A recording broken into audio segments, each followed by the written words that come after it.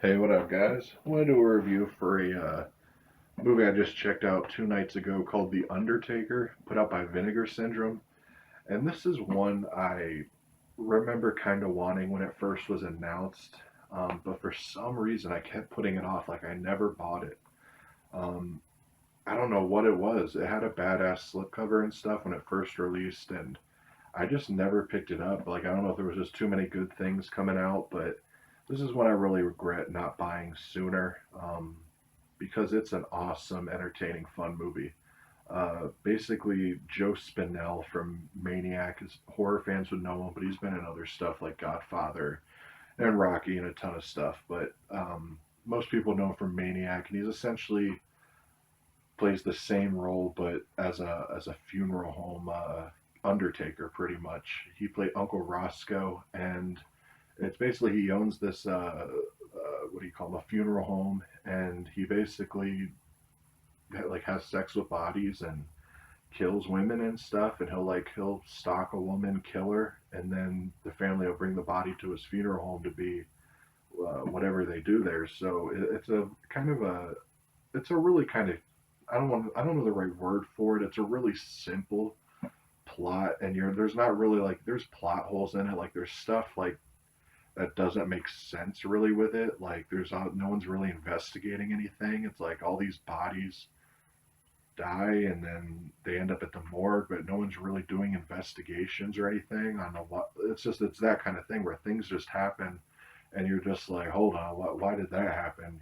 So it has some weird moments like that, but in all honesty, you're pretty much watching this movie for Joe Spinell. I mean, there's really no other reason to watch it. It's not like there's kills that are amazing in it. Like the drawing, or the main appeal of this is strictly Joe Spinell. And if you're looking for that, this definitely delivers because he gives an even more outlandish performance than he does in Maniac. Like I haven't listened to the commentary yet, but I'm going to soon. Um, just because I'm really interested to see how this came about. Like it looks like Joe Spinell's either high or something throughout this whole movie because there'll be moments where he'll like look straight at the camera, but I don't know if it was meant to happen that way. And there's just certain looks he gives that just look literally insane, and he's always sweating and everything, pretty much like in Maniac. But he gives a really good performance in it. But like I said, there's some moments of where he just like I don't know what's going on with him, but it's intense just the way he looks sometimes. And the performances of everyone else are as you would expect from a late '80s. I guess you would consider this slasher. Well, basically, Uncle Roscoe's nephew ends up suspecting him of sleeping with all these dead bodies and stuff, and he ends up going to his teacher and saying, "Oh, I want you to check this out. Come with me to the funeral home to check it out." And she goes with him, but then the next day the kid's missing. He's not going to class and all that. So she's trying to convince the police department and all that Joe Spinell is this crazy undertaker who's killing people. And then there's this guy in like a movie theater that's kind of investigating it also. And it's pretty run of the mill stuff. It's what you would expect from this '88.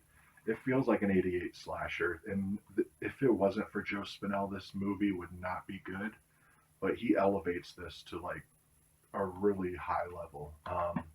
It makes everything enjoyable. Like moments that would be boring as hell. Like even when the cops are kind of interrogating Joe Spinell, it's just you can't take your eyes off the screen because of Joe Spinell. And it's just a really entertaining movie.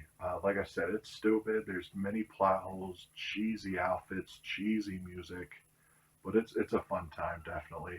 And I want to point out too, they give you a warning in the beginning also that I don't know what the deal was with this, but I guess this was really cut and heavily censored for some reason. Well, it says right here, it says long thought lost and only available on bootlegs, or its radically recut and heavily censored version. Vinegar Syndrome proudly presents it newly restored from the 35 millimeter original camera negative, but it wasn't complete. Like there was like 5 minutes missing from the original print they found, and they tried for like 2 years, I think, to find the remaining 5 minutes. and they just couldn't. So they had to get the remaining 5 minutes from a VHS work print.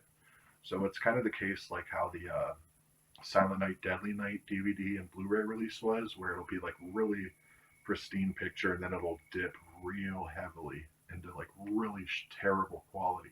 But like I said, it's only 5 minutes, and it's one of those movies to where it doesn't really matter. It's not like Apocalypse Now, to where you need everything pristine. It's a shitty slasher movie that's just meant to be fun. So it didn't really take any enjoyment away from me. I mean, if I'm going to be 100% honest, though, the 5 minutes that are missing are towards the end of the climax. So it does kind of hinder it just a little bit, only because it is the climax. But the time is so fun you have watching it and the build up that it honestly doesn't matter too much. But I want to point out, for this being a lost film, the picture looks beautiful. Like, there's moments outside where the colors really pop, especially the beginning scene where you actually, I found out, Joe Spinell's wife was like the victim in this opening scene, and I think they only put her in here at the request of Joe Spinell because he wanted his wife in the movie.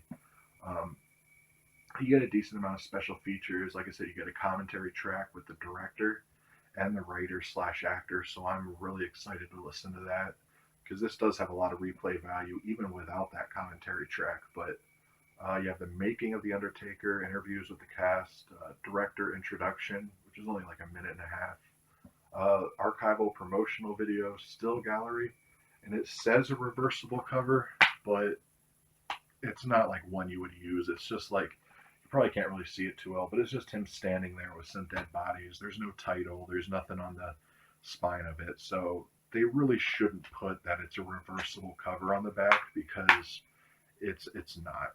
But yeah, that's it. And if you're like hesitant about this, or you've never even heard of this, which that was the case with me, do yourself a favor and pick this up. It's one of Vinegar Syndrome's more fun releases, in my opinion, out of the ones I've seen. And if you're a fan of Maniac, it's a no-brainer to pick this up. Like, Joe Spinell is like a king, and just cheesy, kind of like 80s. Well, I wouldn't really call it cheesy, but just like really out there type acting. Like, he's just an original actor. Like, Bruce Campbell has his own lane, and certain actors are just, with their personality, makes them who they are.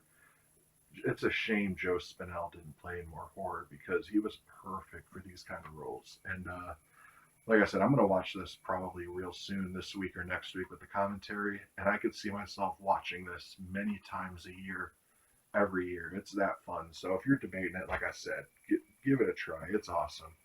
Anyways, guys, peace.